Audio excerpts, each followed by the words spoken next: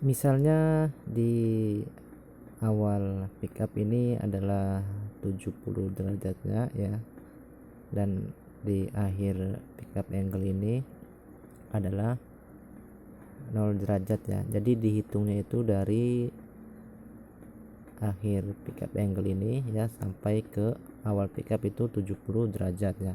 Nah, 70 derajat ini adalah tempat ataupun wadah ya, dimana nanti kita letakkan timing advance itu di berapa derajat ya. Jadi misalnya di sini ini saya contohkan piston ya. Jika pickup ketemu dengan pulser ya, ketemu awal pickup dengan pulser, si piston ya berhenti ya, kita ataupun berhenti di titik 35 ini ya, kalau si pickup ketemu dengan pulser ya. Nah, jadi sepanjang ini adalah 70 derajatnya ya, dimana nanti ini kita letakkan untuk timing advance ya, misalnya di 30 derajat atau 25 atau 20 atau 15 ya, atau 10 derajat ya. Nah, sepanjang ini adalah timing advance ya. Nah, timing advance ini ya, dia mulai menghitung jika sudah ketemu ataupun si pulser sudah ada sinyal dari awal pickup ya. Jadi kalau akhir pickup itu bukan timing advance ya, jadi untuk timing 15 derajatnya. Nah, jadi begitu untuk memasukkan data di IC program ya, data untuk timing advance. Ataupun teman-teman yang belum tahu ya dari mana ataupun alat apa yang menentukan panjang pickup ya, karena ada juga yang bertanya ataupun komentar ya.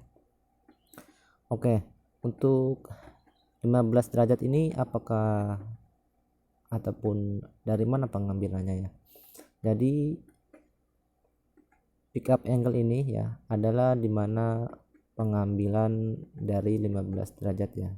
Untuk enggak semua motor itu 15 derajat ya, tergantung dari pickup angle-nya ini berapa derajat ya. Untuk pengukurannya ini ataupun kalau misalkan teman-teman mau melihat ya, gampang, ini tinggal piston di top kan atau di TMA kan ya, nanti si pulser ketemu di akhir pickup angle ini ya. Nah, teman-teman hitung berapa derajat sampai ketemu di akhir pickup ya. Nah, itulah timing untuk penyalaan mesin ya, ataupun saya sebutkan timing 15 derajat. Jadi ini beda jalur ya, yang elko ini untuk timing advance ya, dan elko 11 ini untuk timing 15 derajat ya. Lalu apakah timing 15 derajat ini di program ulang ya di IC? Nah, ini tergantung si pembuat CDI ya. Ada juga di program juga dinaikkan ya, ataupun di off kan setelah 3000 rpm ya. Jadi saya contohkan di sini, kita lihat grafik kurvanya. Yang hijau ini adalah timing 15 derajatnya ya, timing 15 derajat. Timing 15 derajat itu fungsinya untuk memudahkan mesin ya, memudahkan mesin menyala. Kalau timing advance itu untuk power mesinnya ya. Kalau sistem original kayak gini ya, jadi timing 15 ini dia akan off ya jika sudah 3000 rpm ya. Nah, sebelum 3000 timing advance ini sudah mulai ya, sudah mulai bekerja ini. Sudah mulai bekerja. Jadi biar tidak ada putus di sini. Sudah bekerja, ini adalah dimana kita mengatur atau meletakkan timing advance ya di berapa derajat. Nah, di titik ini ya, titik ini kan ada kedobelan ini ya, ada kedobelan ini. Nah, jika teman-teman pernah ngetes timing atau ngelihat timing ya, pakai timing league ya, ini tuh kelihatan ya, dimana yang satunya kelihatan samar-samar, yang satunya kelihatan jelas ya. Jadi yang jelas itu yang di atas ya, jadi yang di bawah itu samar-samar. Jadi begitu, ini adalah sistem yang bagus ya, kalau menurut saya ini bagus. Kalau yang kurang bagus kayak gini, timing 15 derajat ya, ini dia tidak akan off ya sampai kekuatan CDI ya. Dan timing advance-nya juga ini dimulai dari 0 rpm ya. Jadi di sini ada kedobelan sampai ujung ya, sampai ujung ataupun sampai kekuatan CDI pun ada kedobelan ya. Tentu ini sangat merugikan ya, karena akan drop si api dari businya itu akan drop ya, karena ada kedobelan percikan ya, ada kedobelan percikan. Nah, sistem ini biasanya diaplikasi di sistem CDI AC ya, yang original pun juga ada yang sistemnya kayak gini ya, karena dia tidak memakai IC program ya, alias masih IC yang kerjanya masih kayak transistor ya. Sepertinya CDI VGR ya, VGR original ataupun Vega R yang lama ya, itu masih menggunakan sistem kayak gini ya. Jadi dia itu tanpa limiter ya, CDI nya tanpa limiter, dan timing advance dan timing 15 derajatnya masih tidak bisa di stop. Jika teman-teman mau merakit CDI ya, saya sarankan jangan yang kayak gini, karena ini sangat merugikan ya.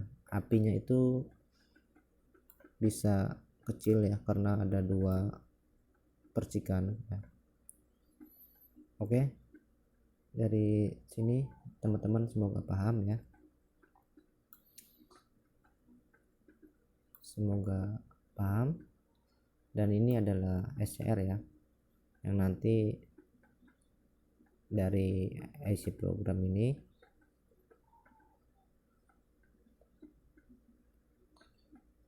ke SCR ya, ke gerbang SCR ya.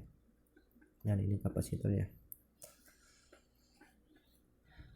Untuk rangkaian original ataupun rangkaian yang sebenarnya ya, yang di CDI nya ya, tentu bukan kayak gini ya.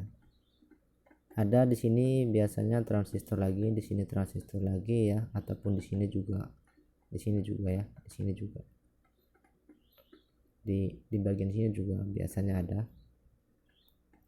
karena tergantung dari pengambilan si IC ini ya. Jadi misalnya IC ini memerlukan sinyal 5 volt, jadi di sini harus dikasih transistor lagi ya, begitu kira-kira. Ini saya buat secara singkat aja, semoga teman-teman bisa mengerti.